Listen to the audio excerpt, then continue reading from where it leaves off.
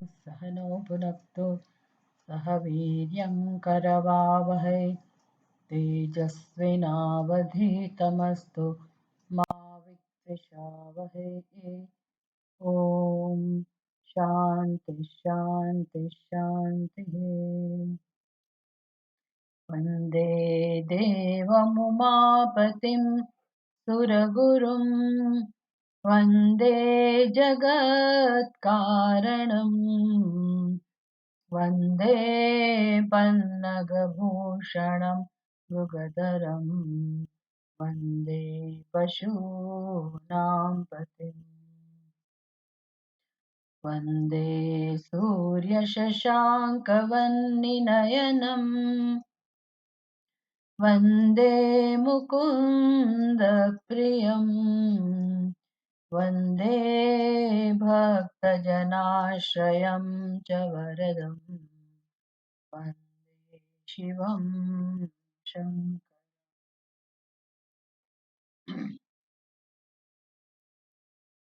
તમે લોકો આ ધ્યાન શ્લોક બોલો છો?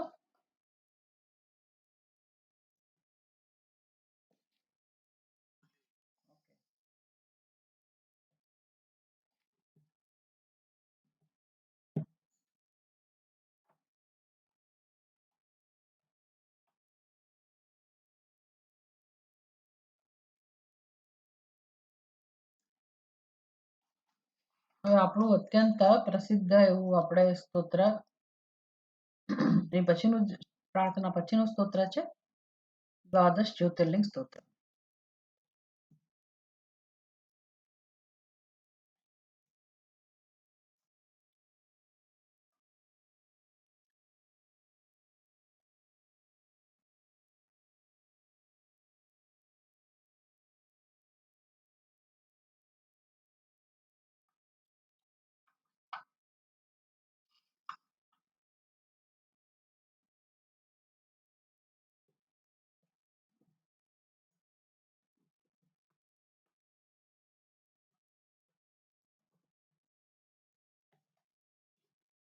ॐ सौराष्ट्रे सोमनाथं च श्रीशैले मल्लिकार्जुनम् उज्जयिन्यां महाकालम् ओङ्कारम् अमलेश्वरम् परल्यां वैद्यनाथं च डाकिन्यां भीमशङ्करम् सेतुबन्धे तु रामेशं नागेशं दारुकावने वाराणस्यां तु विश्वेशं त्र्यम्बकं गौतमीतटे हिमालये तु केदारं घुष्मेशं च शिवालये एतानि ज्योतिर्लिङ्गानि सायं प्रातः पठेन्नरः सप्तजन्मकृतं पापं स्मरणेन विनश्यते.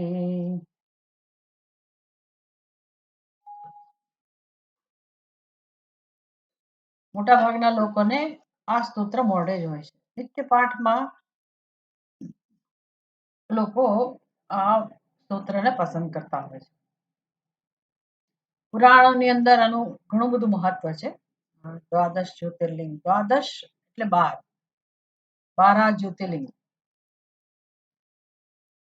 અને આજકાલ તો બધાને આ ગૂગલને કારણે જે જાત જાતની બધી ઇન્ફોર્મેશન પ્રાપ્ત થતી હોય તો એને કારણે લોકોને ખબર છે કે કેવી રીતે એની ભૌગોલિક રીતે એની સ્થાપના કઈ રીતે મહત્વની છે.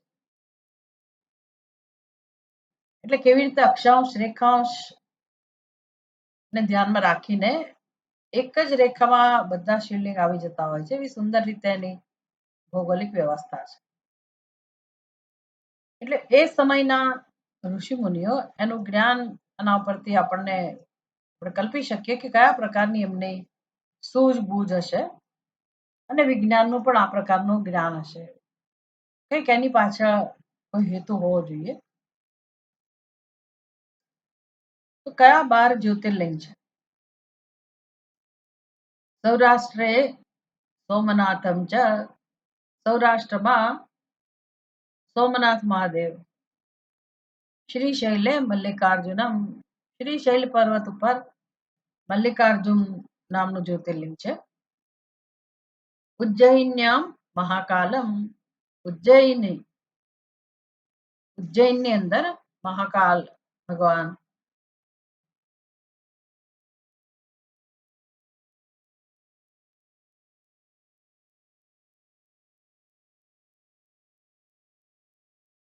ઓમકારેશ્વર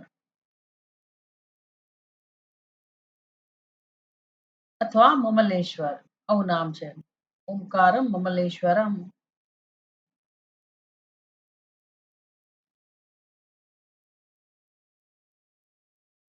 પરલ્યામ એ પરલિયા પરલી એવો કોઈ દેશ છે, પ્રદેશ છે, એમાં પરલ્યામ વૈદ્યનાથ ભગવાન છે.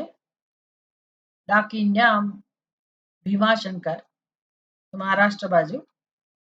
સેતુબંધે તો રામેશ્વરમ, સેતુબંધ એટલે દક્ષિણ ભારતમાં સમુદ્ર કિનારે રામેશ્વર અને દારૂકાવનમાં નાગેશ્વર. વારાણસીમાં વિશ્વેશ્વર, કાશી વિશ્વેશ્વર મહાદેવ અને ગૌતમી તટે ત્રંબકમ. હિમાલયમાં ભગવાન કેદારનાથ અને શિવાલયમાં ઘુષ્મેશ્વર. આ પ્રકારે 12 જ્યોતિર્લિંગ છે. મહિમા છે એનો, એતાની જ્યોતિર્લિંગાની સાયં પ્રાતઃ પઠે નરઃ. સવાર અને સાંજ બંને સમયે ભક્ત પ્રેમથી જો એનો પાઠ કરે, યહ નરઃ પઠેત, જે મનુષ્ય આ દ્વાદશ જ્યોતિર્લિંગના પાઠ કરે છે સવારે કે સાંજે અથવા સવારે અને સાંજે બંને સમય, સપ્ત જન્મ કૃતમ પાપમ, તેના 7 જન્મમાં કરેલા પાપ છે એનો નાશ થઈ જાય. પછી તો બધા જન્મના પૂર્વ જન્મના બધા પાપોનો નાશ ધીરે ધીરે થઈ જાય. બધા સ્તોત્ર નો મહિમા એ જ છે. અને પુરાણની અંદર તો અદ્ભુત રીતે બધું વર્ણન છે કેવી રીતે આ જ્યોતિર્લિંગની સ્થાપના કરવામાં આવી. તો દરેક જ્યોતિર્લિંગની સાથે એક વાર્તા સંકળાયેલી હોય. ભગવાન શિવજીના જે કલ્પની અંદર જે પ્રકારના ભક્તો થઈ ગયા અને ભક્તોએ પોતે જ્યાં હતા જે દેશમાં અને ત્યાં એને જે પરિસ્થિતિનો સામનો કરવાનો થયો અને મુશ્કેલીમાં મુકાયા અને ભગવાન શિવજીને એને પ્રાર્થના કરી અને ભગવાન શિવજી અત્યંત પ્રસન્ન થઈ એમની સમક્ષ પ્રગટ થયા. પોતે તો કૈલાસવાસી છે એટલે કાયમ માટે તો ભક્ત પાસે રહી ના શકે અને દરેક ભક્તની ઈચ્છા હોય કે ભગવાન શિવજી અમારી સાથે રહે. રાવણ પણ ભગવાનનો મહાન ભક્ત, પણ બસ તેને પછી એકવાર એવું થઈ આવ્યું કે હું ભગવાનને મારે ત્યાં લઈ આવો. એટલે પોતાની પાસે જે વૈભવ હતો, સંપત્તિ હતી, એના જોરે એ ભગવાનને પોતાના સ્થાનમાં લઈ જવા માંગતો હતો. ભગવાન શિવજીને આ બધું પસંદ ના હોય. કે પોઝેસિવનેસ, આપણે પણ કોઈકને પ્રેમ કરીએ, કોઈકને આપણા માનીએ, પછી આપણે એના ઉપર આપણો હક જમાવીએ. આ મનુષ્યની રીત છે. પોતાનો હક કેમ જમાવવો, એટલે એ વ્યક્તિ આપણી જ બની જાય, બીજા કોઈ નહીં. ભગવાન શિવજી તો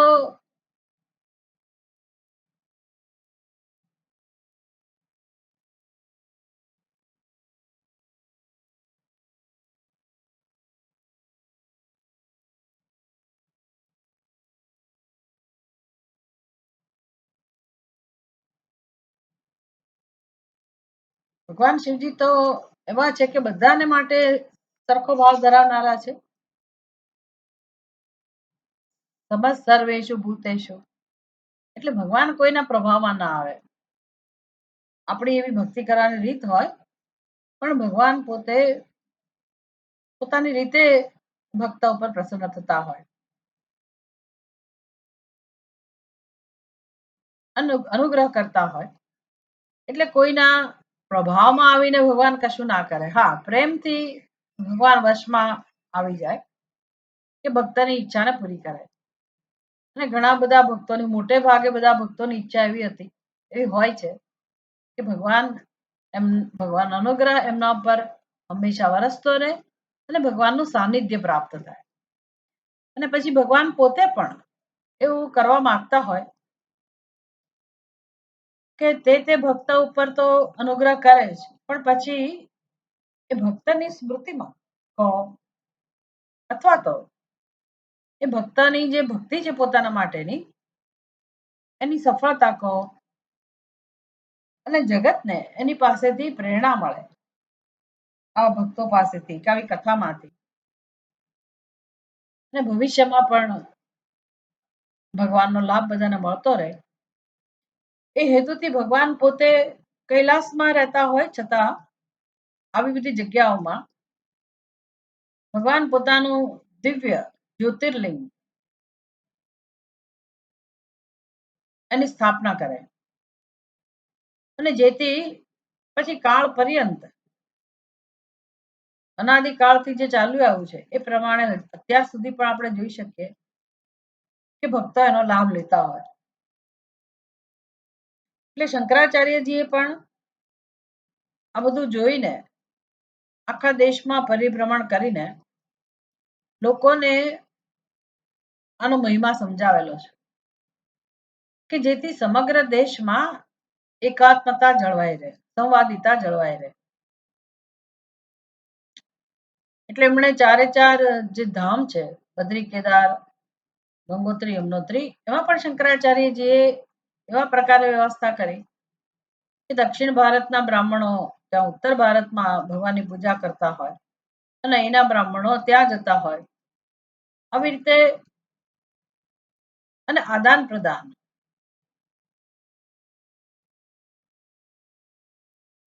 બધા જ લોકોને એનો લાભ મળે અને બધા વચ્ચે એક એકતા જળવાઈ રહે એ મુખ્ય પ્રયોજન છે. શંકરાચાર્યજી આ માટે ખૂબ કામ કરેલું છે અને ભગવાને પણ આ જ હેતુથી પોતાના સ્વરૂપને આખા ભારતમાં કઈ જગ્યા એવી હશે કે જ્યાં શિવલિંગની સ્થાપના ના હોય, શિવજીની સ્થાપના ના હોય, સર્વત્ર. વચ્ચે તો કઈ એક નદીની પણ શોધ થઈ છે. નદીનું નામ તો મને યાદ નથી, પણ ત્યાં પણ પાણી ઓછું થાય ત્યારે જોવા મળે કે પાણીની અંદર એટલા બધા શિવલિંગ છે પાર વગર. એટલે કોઈ એક સમય એવો હશે કે ત્યાં લોકો આ પ્રકારે શિવજીની સ્થાપના કરતા હશે. અને આપણે તો નર્મદાના કણકણમાં ભગવાન શંકરના દર્શન કરનારા છીએ. એવું કહેવાય છે કે નર્મદાના કણકણ જે નાના નાના પથ્થર છે બધા શિવ સમાન જ છે. કે ભગવાનનો શિવજીનો મહિમા આ પ્રકારે આપણા દેશમાં, આપણી સંસ્કૃતિમાં, આપણી પુણ્યભૂમિ ઉપર સર્વત્ર છવાયેલો અને શિવજીના ભક્તો પણ એટલી જ માત્રામાં રહેલા છે.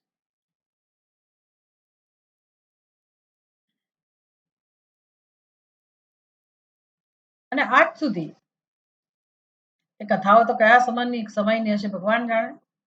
પુરાણોમાં આપણે જ્યારે વાંચીએ ત્યારે આમ થાય કે કયા વખતની આ બધું ક્યારે બધી બીનાઓ બની ગઈ અને કેવા બધા સંવાદો છે.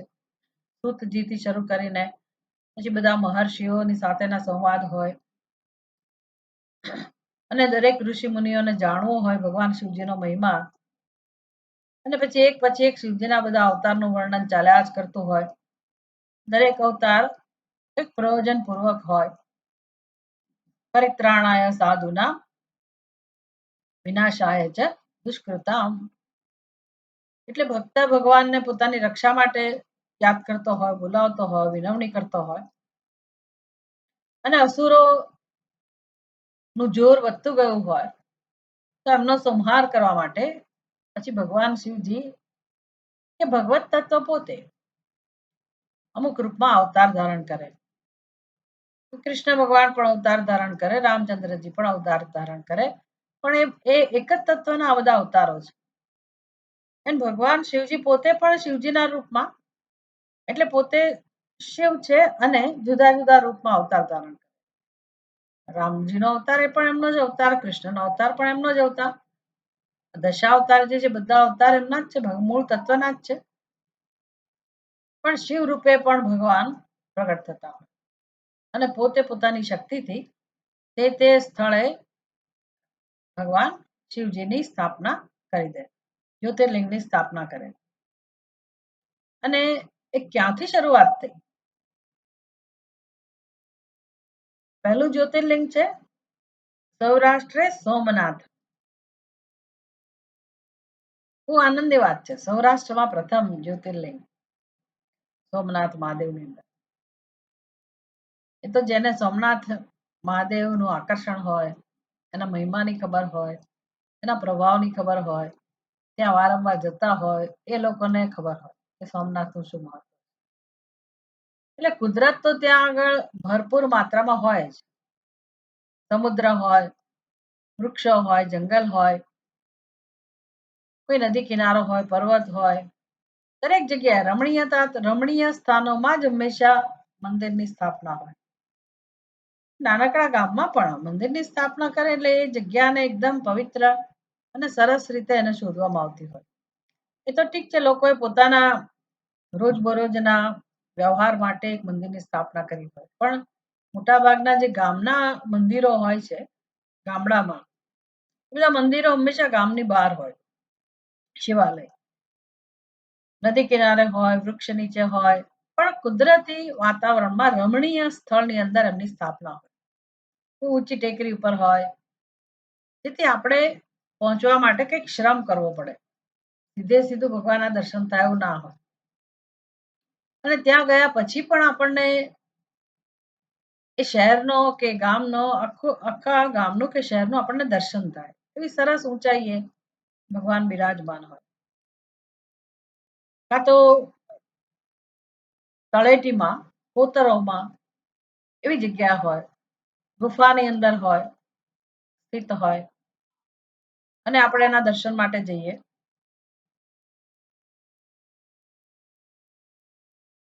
આવી રીતે સોમનાથની જેમ એ સમુદ્ર કિનારે હોય.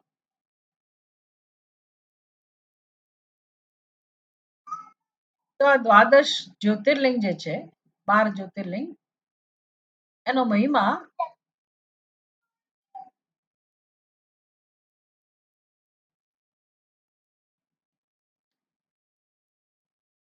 થોડું આપણે એમાંથી પણ જ્યોતિર્લિંગની કથા તો આપણે પછીથી જોઈશું, પણ આ બધા દ્વાદશ જ્યોતિર્લિંગ છે ને, એના વિશે પુરાણોની અંદર કેવા પ્રકારનું વર્ણન છે.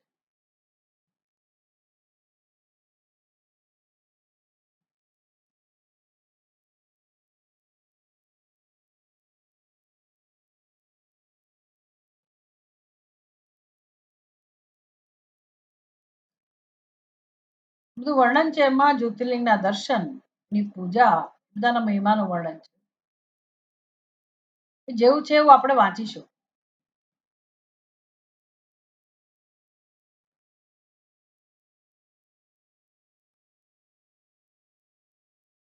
द्वादश ज्योतिर्लिंगों तथा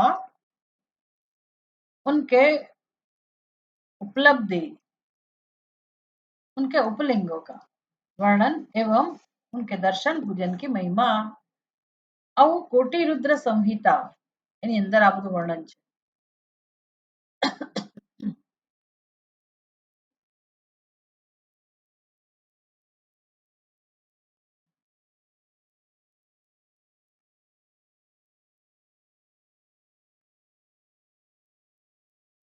ભગવાન શિવજી જે स्वयं निर्गुण निराकार છે, तो निर्विकार निर्गुण होते हुए भी अपनी माया से ही विराट विश्व का रूप भगवान धारण कर लेते हैं.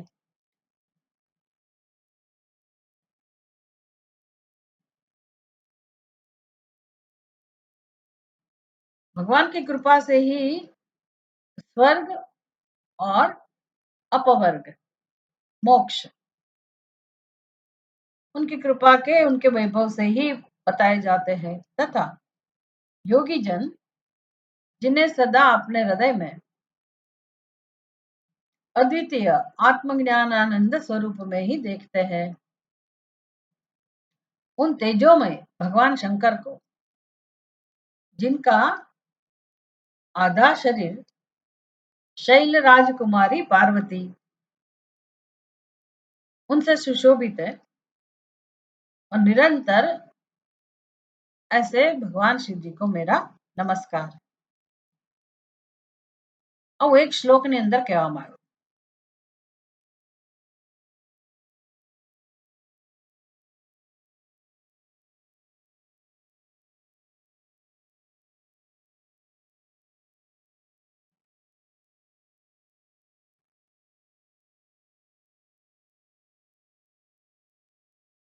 जैसे शिव महिमन स्तोत्र के अंदर बताया गया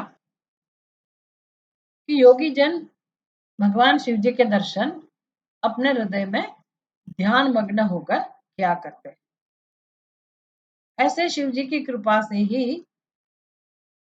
भक्त को, साधक को जो चाहिए, स्वर्ग चाहिए तो स्वर्ग मिलता है, वैभव चाहिए तो वैभव मिलता है, ऐश्वर्य चाहिए तो ऐश्वर्य मिलता है, मोक्ष चाहिए तो मोक्ष मिलता है।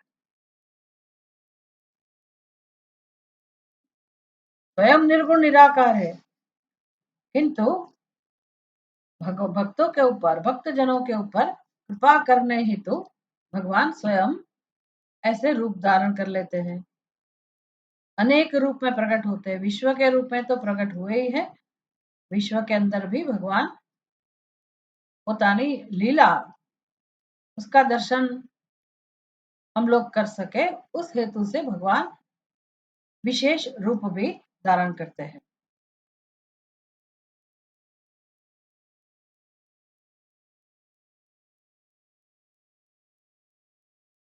जिसके कृपा पूर्ण चितवन ही बड़ी सुंदर है, जिसका मुखारविंद मंद मुस्कान की छटा से अत्यंत मनोहर दिखाई देता है, जो चंद्रमा की कला से परम उज्जवल है, जो आध्यात्मिक आदि तीनों तापों को शांत कर देने में समर्थ है। ये सब भगवान शिव जी की महिमा कह रहे हैं, बता रहे हैं हमको कि भगवान शिव जी कैसे है, जिसकी कृपा पूर्ण चितवन बड़ी ही सुंदर है। चितवन मनमोहक आकृति,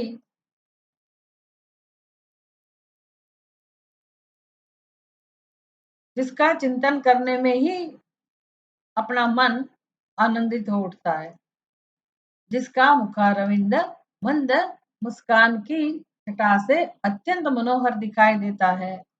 मुदित वदन भगवान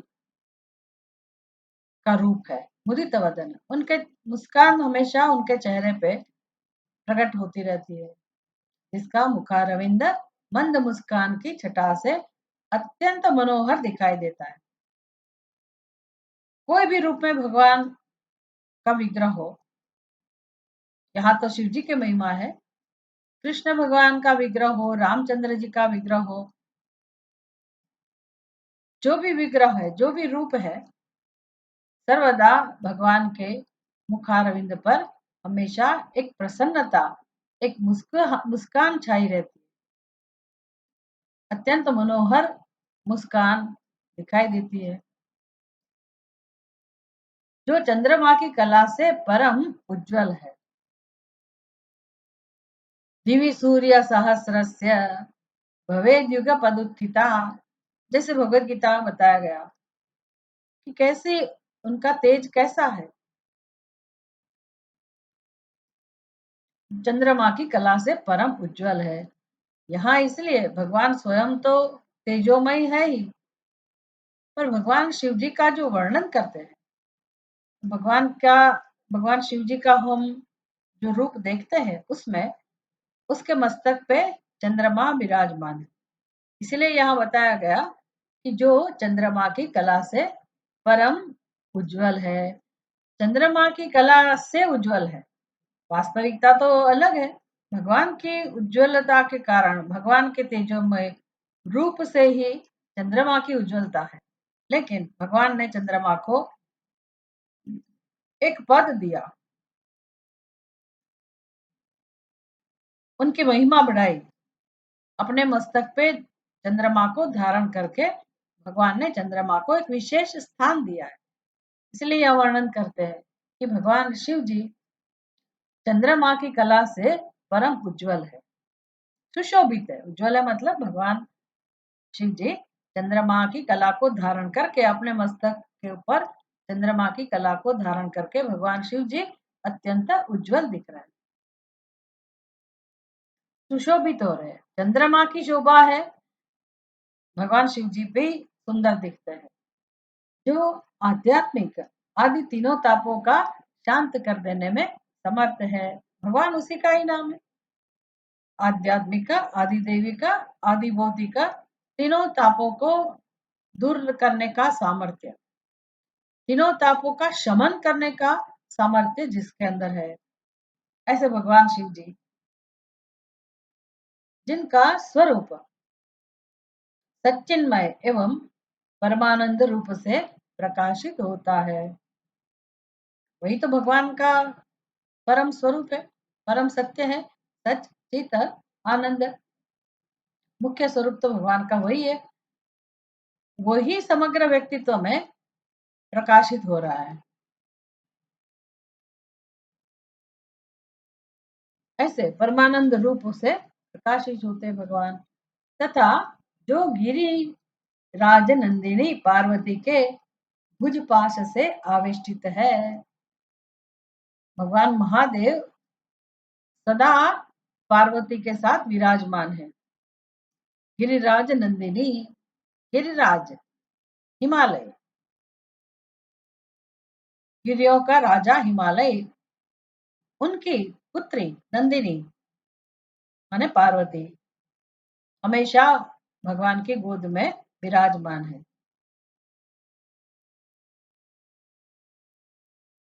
वह शिव नामक कोई अनिर्वचनीय तेज पुंज सबका मंगल करे। ये हमने जो पढ़ा अ, ये सब वो कोई एक श्लोक का भाषांतर है। उसका ये उसमें कहा गया ये सब भगवान शिव जी का वर्णन किया, फिर बाद में भगवान शिव जी को प्रार्थना करते हैं। कौन सी प्रार्थना करते हैं? वह शिव नामक कोई अनिर्वचनीय तेज पुंज, अनिर्वचनीय जिसका वर्णन नहीं कर सकते हैं, जिसका वर्णन श्रुति भी नहीं कर सकती है। सरस्वती साक्षात सरस्वती भी जिनका वर्णन नहीं कर सकती है, ऐसे अनिर्वचनीय भगवान जिनका नाम है शिव और परम तेज स्वरूप है, ऐसे भगवान शिव जी सबका मंगल करे, ये प्रार्थना।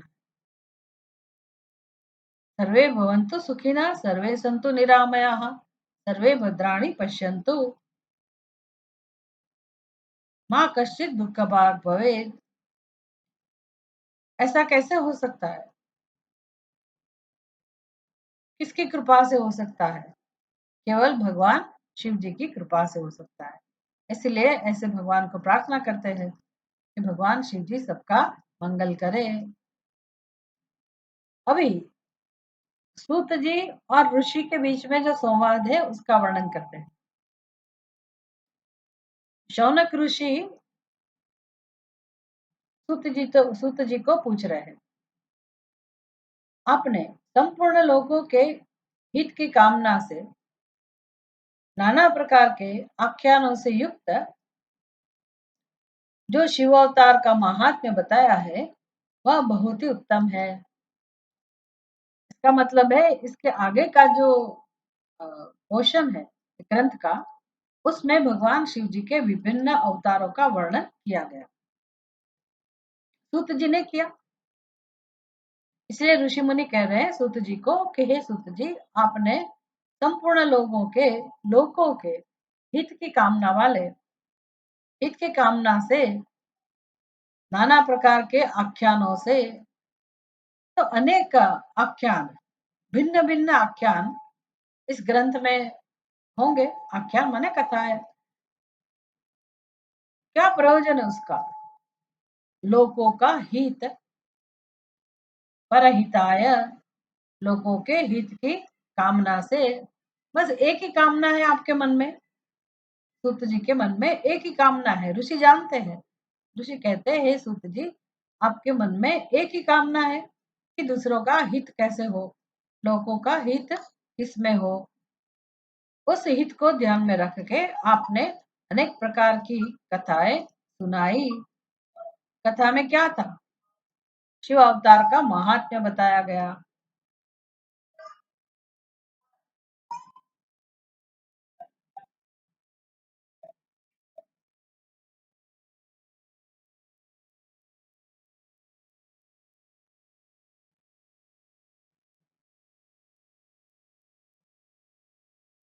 तो जिसमें भिन्न प्रकार की शिव जी की कथा है, शिव जी का अवतार जिसमें उनका महात्म्य है, वो सब बताया गया। तो हे सुत जी, वह तो बहुत ही उत्तम है। हे तात, आप पुनः शिव के परम उत्तम महात्म्य का तथा शिवलिंग की महिमा का प्रसन्नता पूर्वक वर्णन कीजिए। अभी ऋषि कह रहे हैं सूत जी से कि हे भगवान, हे मुनि, हे सूत जी, हे तात, ऐसे संबोधन करते हैं। तात, तात माने पिता। तात का मतलब पुत्र भी होता है। भगवत गीता में भगवान अर्जुन को तात कह के भी संबोधित करते हैं। तो तात का अर्थ पिता भी होता है, तात का अर्थ पुत्र भी होता है। तो सूत जी से विनती करते हैं ऋषि मुनि, हे तात, पुनः शिव के परम महात्म्य का तथा शिवलिंग की महिमा का प्रसन्नता पूर्वक वर्णन कीजिए।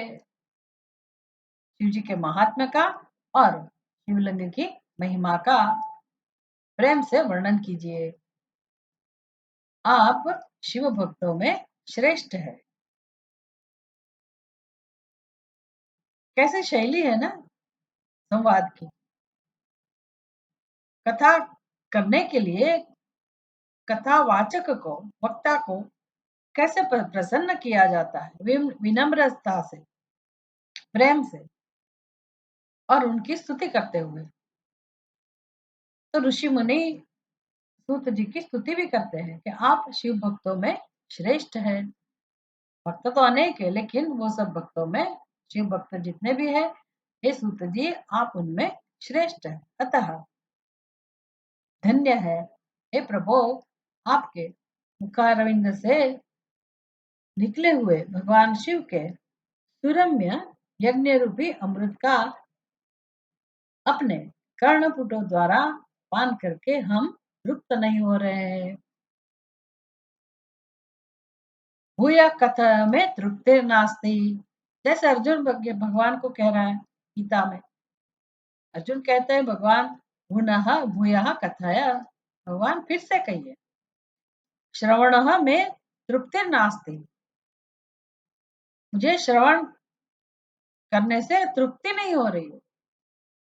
इतना भी श्रवण करने के बाद तृप्ति का अनुभव नहीं हो रहा है। मतलब इतना अच्छा लग रहा है, अमृत के समान है भगवान, आप बार बार कहिए।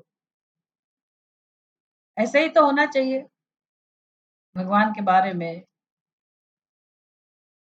भक्त के चरित्र की कथाओं के बारे में, भगवान की चरित्र, भगवान की लीलाओं के बारे में, भगवान का महात्म्य सुनने में, भगवान की भिन्न भिन्न अवतारों की कथाओं सुनने में कभी हमको तृप्ति नहीं होनी चाहिए। वो परम अमृत समान है। और जिसको उसका स्वाद एक बार चख चुके, जो भी स्वाद लग गया जिनको भी, वो तो हमेशा प्रार्थना करेंगे कि हम ये सुनते ही रहे।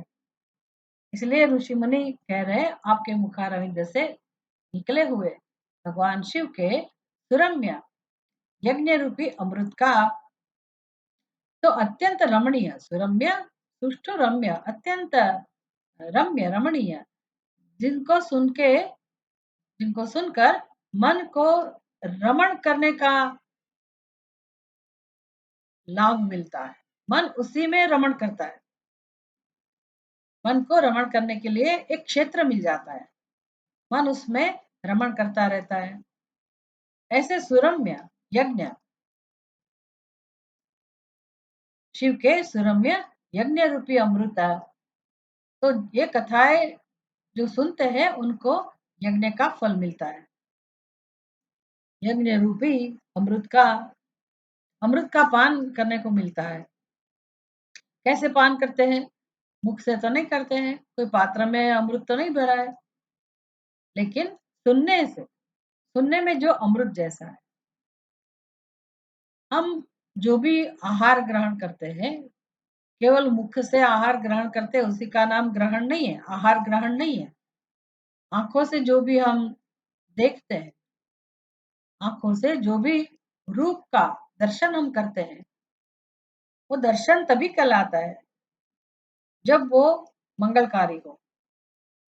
नहीं तो भोग बुद्धि से तो हम देखते रहते हैं, लेकिन वो भी एक आहार है। दृश्य भी आहार है, श्रवण शब्द भी आहार है, कर्णेंद्रियों का आहार है, रूप चक्षेंद्रियों का आहार है, नासिकाएं उनका आहार, नासिकाओं का आहार गंध है, रसना उसका तो आहार है ही स्वाद, और स्पर्श का आहार स्पर्श, त्वक जो है उसका आहार स्पर्श है, ग्रहण करती रहती है त्वक, त्वक इंद्रिया। तो आहार सभी ज्ञानेंद्रियों से होता रहता है। इसलिए जो कर्ण के लिए जो आहार है श्रवण, वो अमृत समान है। कर्णपुटों द्वारा पान करने के पान करके भी हम तृप्त नहीं हो रहे हैं, क्योंकि वो अमृत समान है। अतः फिर उसी का वर्णन कीजिए। तो हे सूत जी, आप फिर से उनका वर्णन कीजिए। किसका वर्णन? याद रखना है हमें। किसका वर्णन है? भगवान शिव जी के महात्म्य का, भगवान शिव जी के भिन्न भिन्न अवतार, उनकी कथाओं आख्यानों का फिर से वर्णन कीजिए। व्यास शिष्य, हे व्यास शिष्य संबोधन है।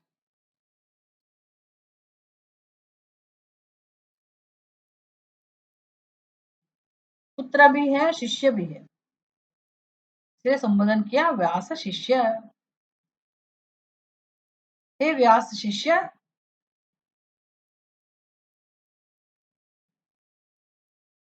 भूमंडल में, तीर्थ तीर्थ में जो जो शुभ लिंग है, अथवा अन्य स्थलों में भी जो जो प्रसिद्ध शिवलिंग विराजमान है,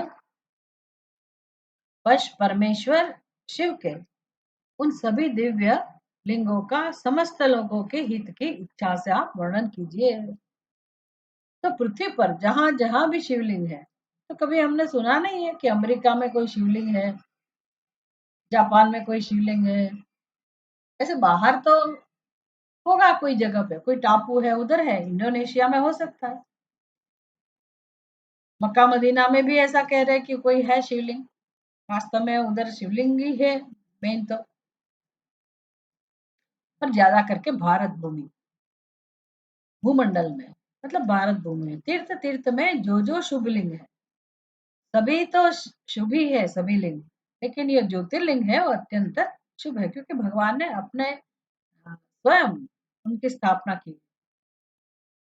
अथवा अन्य स्थलों में भी जो जो प्रसिद्ध शिवलिंग विराजमान है, इसलिए उसको उप ज्योतिर्लिंग बोलते हैं। ऐसे जो शिवलिंग विराजमान है परमेश्वर शिव के, उन सभी दिव्य लिंगों का समस्त लोगों के हित की इच्छा से,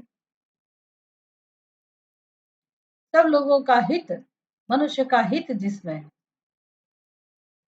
मनुष्य का हित इसमें क्यों है, कैसे है? क्योंकि कोई भी युग क्यों ना हो, कोई भी समय क्यों ना हो, द्वापर युग हो, त्रेता युग हो, कलयुग हो, सत्य युग हो, कोई भी युग क्यों ना हो, जन्म तो चालू ही है। सृष्टि का सृजन तो होता ही रहता है, जीवों का जन्म लेना तो चलता ही रहता है।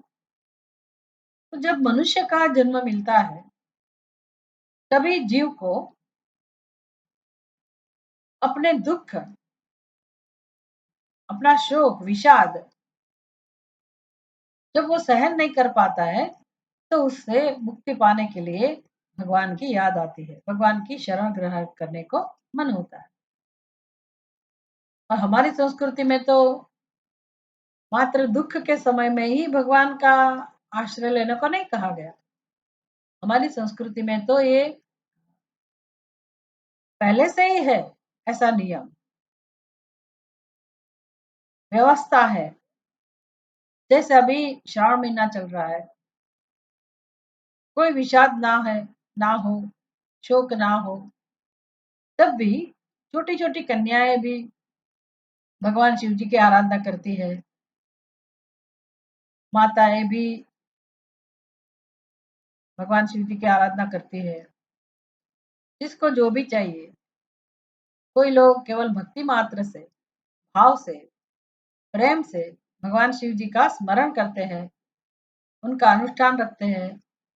तो अपनी भावना व्यक्त करने के लिए कोई जगह तो होनी चाहिए। यही जीवन है। हमारे मन में खाली भावना हो, भक्ति हो, पर्याप्त नहीं है।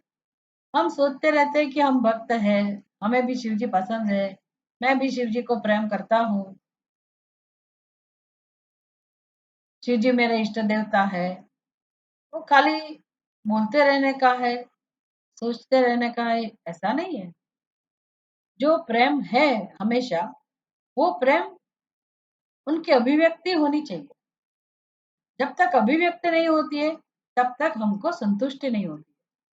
तो हमेशा जो हृदय में प्रेम है भगवान के लिए, उसकी अभिव्यक्ति के लिए मनुष्य को जरूर प्रयास करना ही चाहिए। इसलिए पूजा पद्धति है, इसलिए भगवान के विग्रह की स्थापना है, रचना है। और सृष्टि में सब कुछ उपलब्ध है।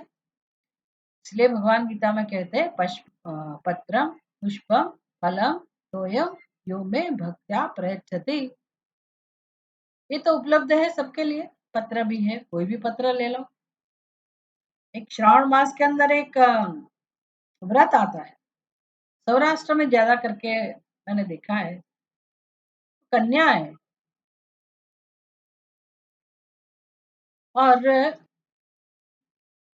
सभी बहन है, आ- आजीवन वो व्रत करती है। वो कोई तीज का दिन होता है, केवड़ा तीज ऐसा बोलते हैं, फुल काजड़ी ऐसा भी बोलते हैं। हिंदी में क्या कहते होंगे पता नहीं, गुजराती में तो उसको फुल काजड़ी ऐसा बोलते हैं। वो व्रत कहाँ से शुरू हुआ, उस व्रत की महिमा क्या है? तो पार्वती ने, देवी पार्वती भगवान शिव जी को प्राप्त करना चाहती थी। तो उन्होंने निश्चय किया, मैं अन्न ग्रहण नहीं करूंगी। वो तपश्चर्या उनकी शुरू हो गई। फिर देवी ने धीरे धीरे सब कुछ भोजन, जो भी शरीर का निर्वाह करने के लिए जो भी अन्न लेती थी, वो सबका त्याग कर दिया धीरे धीरे। और वो जंगल में रहती थी। फिर उसने पर्ण पर्ण खाती थी वो, फल पत्ते वो सब खा के भगवान की आराधना करती थी। फिर वो भी छोड़ दिया, इसलिए उनका नाम अपर्णा, ये उनको नाम प्राप्त हुआ, ये संज्ञा प्राप्त हुई, अपर्णा पार्वती जी है। पर्ण खाना भी छोड़ दिया, केवल जल पीकर वो भगवान की आराधना करती थी। और जंगल में क्या मिलेगा आराधना के लिए, पूजा के लिए? जंगल में तो सभी प्रकार के वृक्ष रहते हैं। तो जो जो वृक्ष थे उपलब्ध, उनके पत्ते लाकर भगवान शिव जी की पूजा करती थी। तो सभी वृक्ष, उनके पत्ते, इसलिए वो देवी का ये व्रत जो उनको फिर फल मिला, भगवान शिव जी प्रसन्न हुए। तब से ये मान्यता है कि छोटी कन्याएं भी अच्छे पति की प्राप्ति के लिए ये व्रत करती है।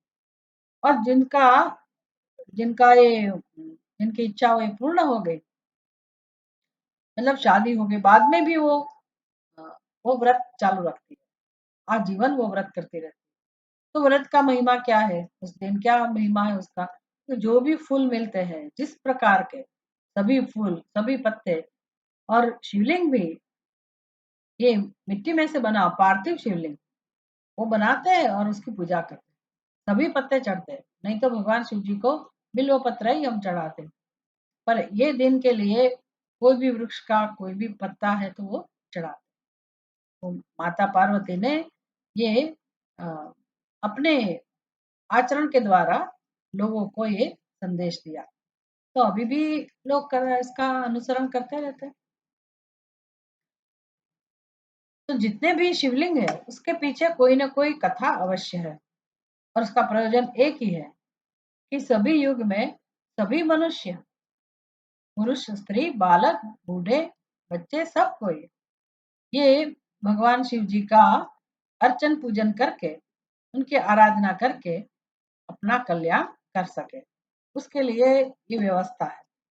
जैसे हम कहते हैं ना, हमेशा ये अ, ऐसी बातें हम किया करते हैं सत्संग में कि जीव की जिस प्रकार की इच्छा है वो इच्छा कैसे पूर्ण हो, वो भगवान की रचना है सृष्टि में, कि जो जीव को जो चाहिए उसको मिलना चाहिए, उस हिसाब से भगवान सृष्टि की रचना करते हैं, सभी जीवों की सभी इच्छा पूर्ण हो।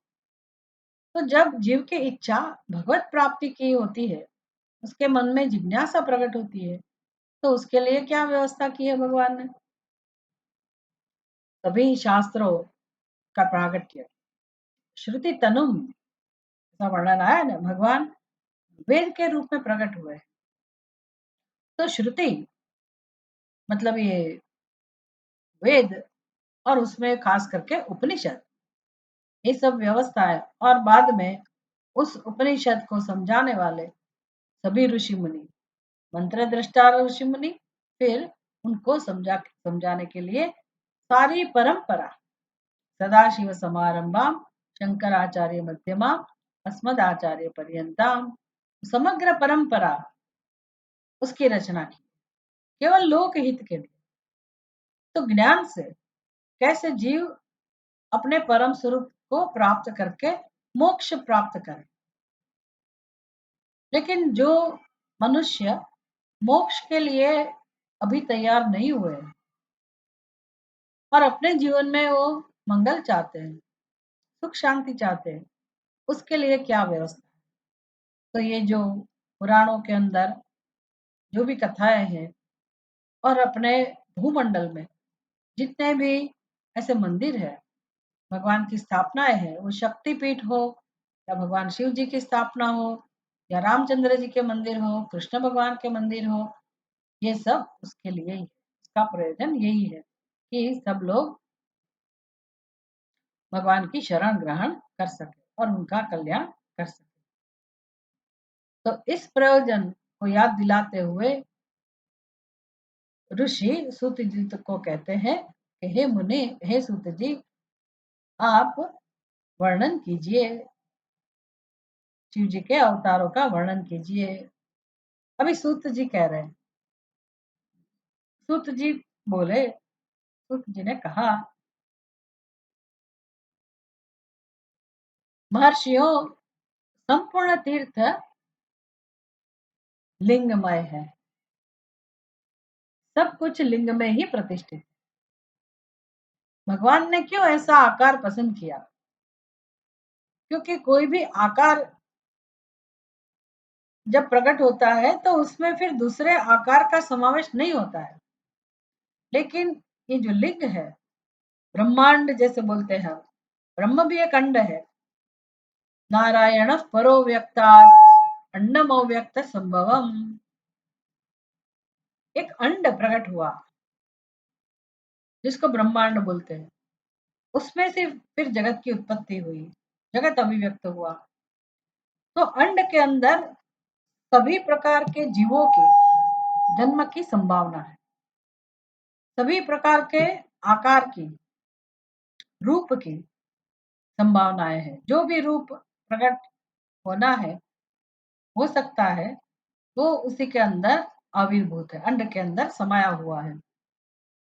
तो शिवलिंग भी इसका प्रतीक है कि जिसमें सब आकार, सब रूप समाहित हो जाते हैं। जैसे भूमंडल पे जितने भी लिंग है, उसमें ये सब शिव जी के प्रतीक है। सब कुछ लिंग में ही प्रतिष्ठित है। ठीक है, कितने शिवलिंग है? तो सूत जी कहते हैं उन शिवलिंगों की कोई गणना नहीं है। वो तो हम भी समझ सकते हैं, कैसे गणना करें? हमारे घर में कभी कभी कितने शिवलिंग इकट्ठे हो जाते हैं। कोई यात्रा में गया, हमारे लिए ले आए। अमरकंटक गए तो उधर से ले आए।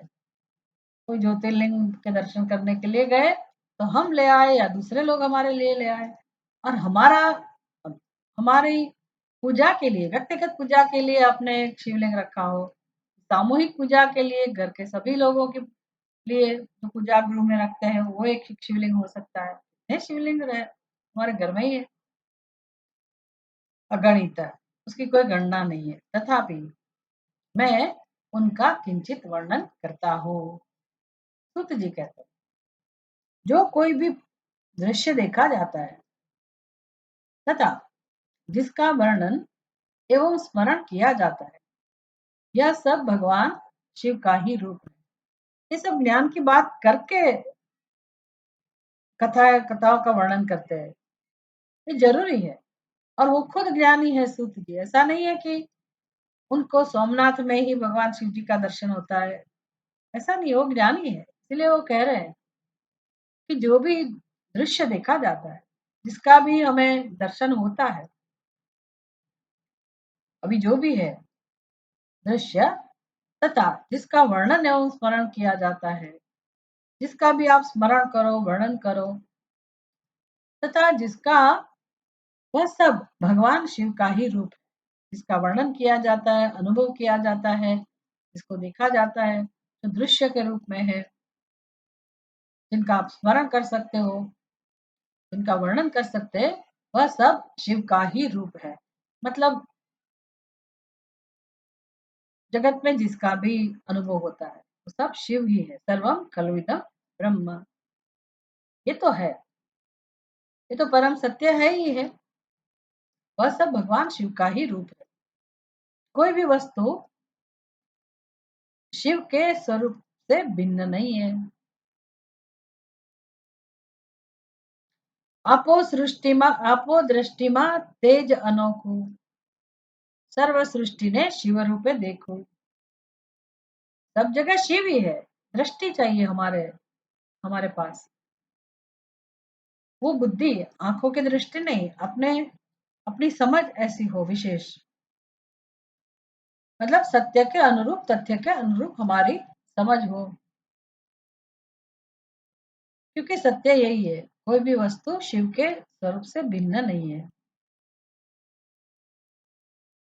साधु शिरोमणियों, वो संबोधन है। सूत जी अपने समक्ष जितने भी ऋषि मुनिगण हैं उनको संबोधन करते हैं साधु शिरोमणियों। भगवान शंभु ने सब लोगों पर अनुग्रह करने के लिए ही देवता, असुर और मनुष्यों सहित तीनों लोगों को लिंग रूप से प्राप्त कर रखा है।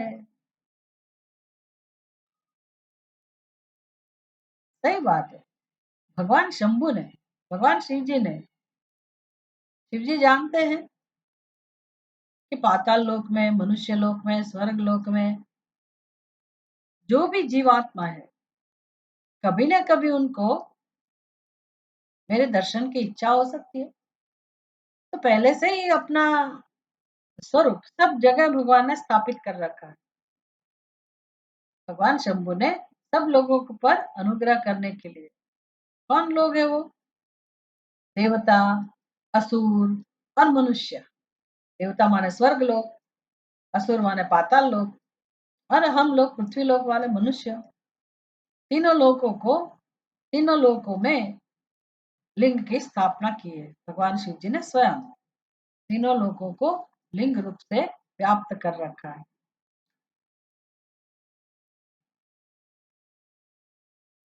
उधर एक पाताल लिंग करके भी एक जगह है, नैनीताल के पास कहीं, पाताल भुवनेश्वर। बहुत सुंदर मंदिर है।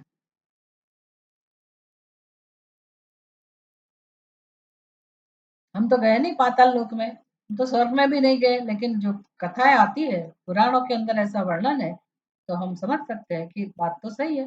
भगवान शिव जी ने उन लोगों के लिए भी अनुग्रह करने के हेतु अपने लिंग की स्थापना उधर भी की है। समस्त लोगों पर कृपा करने के उद्देश्य से ही भगवान महेश्वर तीर्थ तीर्थ में और अन्य स्थलों में भी नाना प्रकार के लिंग धारण करते हैं।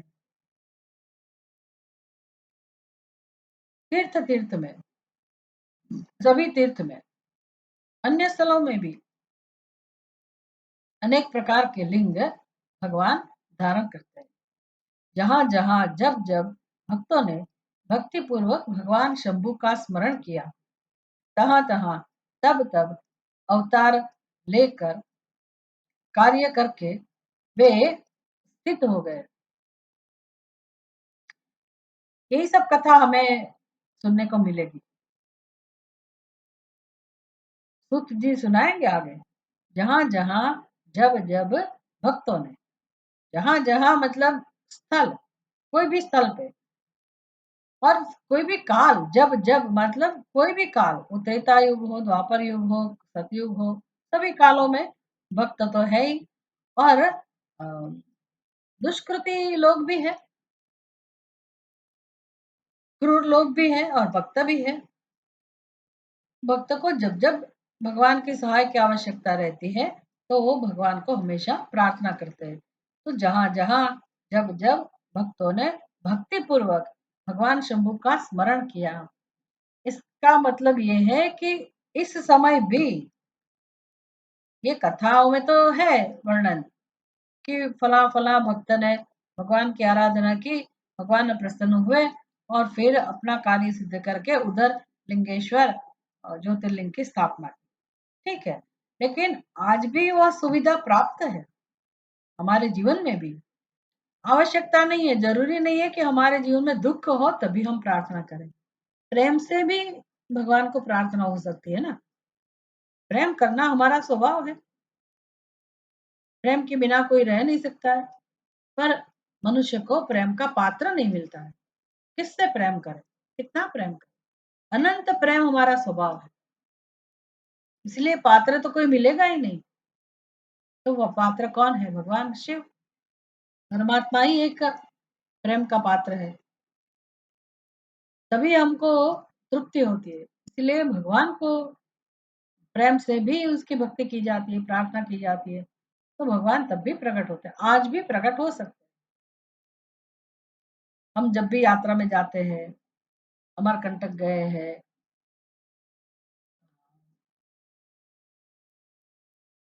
नर्मदा तट पे मालसर, वहां गए हैं। मुझे याद है कितनी कितनी जगह पे कोई ना कोई जरूर ऐसा प्रसंग उपस्थित होता है। फिर ये व्यक्तिगत भी होता है, भगवान की कृपा का अनुभव विशेष रूप से होता ही है। यही तो जीवन है, जीवन में और क्या करना है। जो भी व्यवहार करते हैं हम करते रहें, अपना जीवन जीते रहें, प्रवृत्तियां चलती रहती हो, व्यवहार चलता रहता हो, लेकिन हमारा एक संबंध भगवान के साथ स्थापित होना चाहिए। ये कथाओं सुनने का यही एक प्रयोजन है, आख्यान का, भिन्न भिन्न कथाओं का, लीलाओं का श्रवण करने का, स्मरण करने का प्रयोजन यही है कि हमारे चित्त में भगवान के प्रति प्रेम प्रकट हो, एक संबंध स्थापित हो, और हमारा अंदर से भगवान के साथ एक वार्तालाप हमेशा के लिए चलता रहे। हम पता भी नहीं चले हमें, और हम भगवान के साथ जुड़ जाए। ये मुख्य प्रयोजन है। और भगवान का साक्षात्कार होता ही है। भगवान अपना दर्शन कैसे भी किसी भी रूप में कराते ही है, हमें पता चलता है, हमें समझ में आना चाहिए, हमें अनुभव होना चाहिए। बस यही एक मुख्य बात है। और भगवान की कृपा से ये सब होता रहता है। ये भक्त और भगवान के बीच का ये विशेष प्रकार का संबंध है, दूसरे को पता नहीं चलता है। हमें ऐसा बनना है, अपना एक संबंध हमेशा भगवान के साथ वो प्राथमिक संबंध हो, मुख्य संबंध हो। दूसरे संबंध बाद में, पति पत्नी का, माता पिता का, पुत्र पुत्री का, भाई बहन का, वो संबंध पीछे आता है, बाद में आता है। सबसे पहला मुख्य संबंध हमारा भगवान के साथ होना चाहिए। उसमें आनंद है, तभी जीने का आनंद है, तभी सभी प्रवृत्ति का आनंद है, और वो ही जीवन है। फिर कुछ करना नहीं रहता है, फिर कोई चिंता भी नहीं होती है, कोई टेंशन भी नहीं रहता है, परम शांति मिलती है। और धीरे धीरे हम वो उस भगवत तत्व को आत्म रूप में पहचान भी सकते हैं। तो शंभू का स्मरण जिन्होंने किया भक्ति पूर्वक, जहां जहां हुआ, जब जब हुआ, तहां तहां, तब तब अवतार ले अवतार लिया भगवान ने, कार्य करके अवतार लेकर कार्य करके भगवान ने अपना कार्य किया, और उधर ही फिर वो स्थित हो गए। उनकी याद भक्तों को रहे। वो भक्त तो चले गए, पीछे जितने भी लोग उधर जाते हैं उनको भी भगवान का लाभ मिले, भगवान की आराधना हो, उनको भी ये कथाओं द्वारा स्मारित किया जाए। इस प्रकार लोगों का उपकार करने के लिए उन्होंने स्वयं अपने स्वरूप भूत लिंग की स्थापना की। ये हमें याद रखना चाहिए। लोग जाते तो हैं ज्योतिर्लिंग के दर्शन के लिए, जीवन में होना ही चाहिए, 12 ज्योतिर्लिंग तो करना ही चाहिए। 12 किया ना किया हो, एक किया तो भी बहुत है, पर उसका इसके पीछे का इसका महत्व है वो हमको समझना चाहिए। क्या महत्व है कि भगवान शिव जी ने खुद उनकी स्थापना की।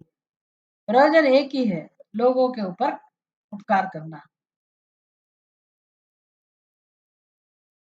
तो हम उसका मात्र दर्शन करें इतना ही नहीं, ये सब याद रखें कि भगवान का अनुग्रह हमारे ऊपर भी है, और हम कैसे भगवान की भक्ति अपने जीवन में करें।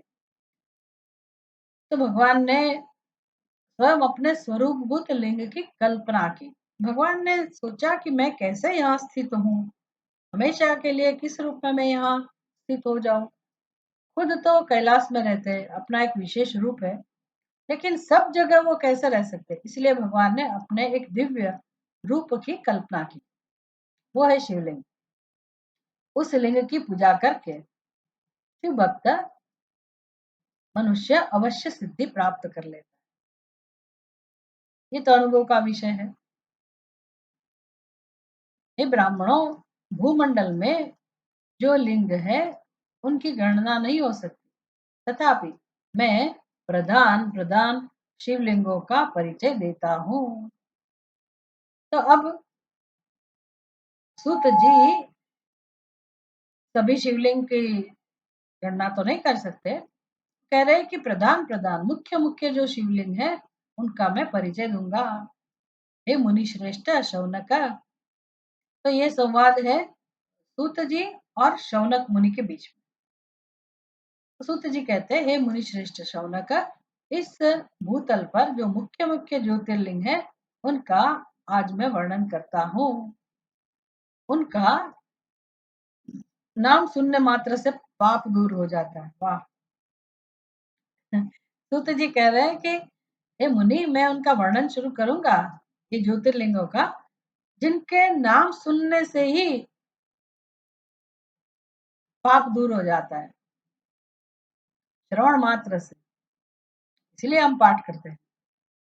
सौराष्ट्र में सोमनाथ, श्रीशैल पर मल्लिकार्जुन, उज्जैन में महाकाल, ओमकार ओमकार तीर्थ में परमेश्वर, हिमालय के शिखर पर केदार, द्वारिका में ना डाकिनी में भीमशंकर, वाराणसी में विश्वनाथ, गोदावरी के तट पर त्र्यंबक, सीता भूमि में वैद्यनाथ, दारुकावन में नागेश, सेतुबंध में रामेश्वर, तथा शिवालय में कुष्मेश्वर।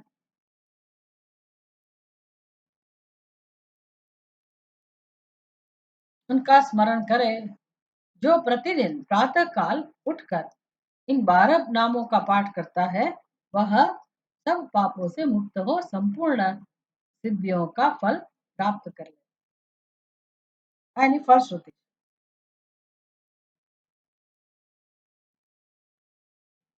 आज इतना बस है, कल देखेंगे आगे।